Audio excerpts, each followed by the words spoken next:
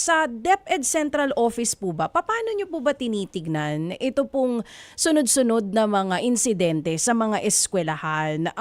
Nangangailangan na po pa ito ng national level ng response from DepEd Central Office?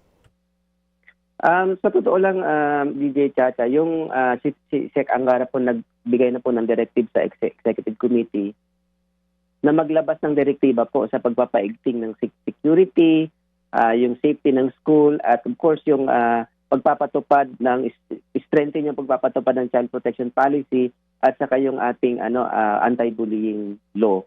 So, mayroon na pong direktiba, lalabas po kami ngayong araw o kaya bukas ng isang national policy na susundin po lahat ng ating mga schools para lang mapaigting yung para hindi na maulit yung mga pangyayaring ito. Oo, so this is going to be a written directive na dapat sundin po, hindi lang ng pampubliko, maging lahat po ng mga school institutions, maging pribado.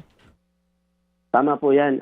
Lahat po ng basic education po kasama po sa direktiba na ilalabas. Oo, bukas po ito ilalabas. Ang implementation po nito, right away din po ba, sir? Paano po? Forthwith po. Forthwith. Immediately po yung implementation ng ay ilalabas po namin na policy. Oo. Sec, ito po sinasabi niyong bagong pulisiya na ilalabas bukas. If you can just share with us, ano po ito? Ito po parang very specific po yung nilalaman ng bagong pulisiya. Sa kasalukuyan po ay binubuo na namin yung pulisiya, at ito po ay magbibigay ng direktiba sa mga schools natin, sa mga ating official sa baba, para lang isagawa ang mga karampatang procedures kung paano gagawing safe ang mga sila. Like for example, i-strengthen namin yung multi-sectoral coordination, dahil ang ibig sabihin nito, hindi lang po talaga DepEd yung kailangang tumugon sa mga problema ng ganito, kundi this is the whole community.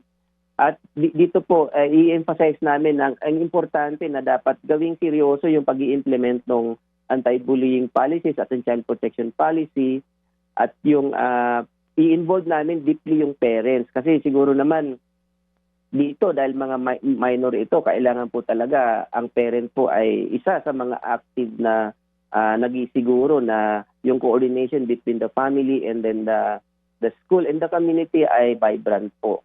And then also yung learners mismo, sasagawa po tayo ng mga massive orientation sa mga estudyante, especially yung mga leaders natin na tungkol po dito sa mga polisiyang ito.